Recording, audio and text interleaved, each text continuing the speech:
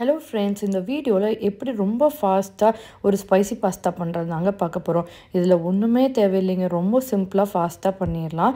panல 2 spoon எண்ணெய் ஊத்திட்டு பொடி பொடியா கட் பண்ணி வச்ச ஒரு பெரிய வெங்காயத்தை நல்லா வதக்கிக்கலாம். இது கிரேவி மாதிரி ரொம்ப வதக்க கூடாது. ஒரு அளவுக்கு வெந்ததுக்கு அப்புறமா நம்ம ஒரு தக்காளி மட்டும் அரைச்சு வச்சுக்கலாம். ரொம்ப மையா அரைக்க வேண்டியதில்லை. கொஞ்சம் கிரஷ் பண்ணி அரைச்ச மாதிரியே போதும். அது கூட கொஞ்சம் உப்பு, மிளகாய்த்தூள் வேணுங்க காரத்துக்கு ஏத்த மாதிரி போட்டா போதுங்க. அப்புறம் கரம் மசால் தூள்.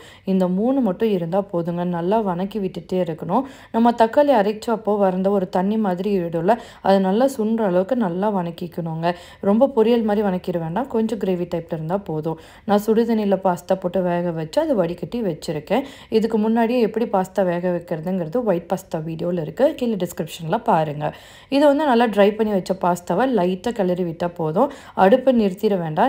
லைட்டாக சிம்மில் வச்சுட்டு பரட்டி விட்டு பாருங்கள். சூப்பராக இருக்குங்க. குழந்தைங்களுக்கு ரொம்ப பிடிக்கும். மைல்டாகவும் இருக்கும். Thank you friends.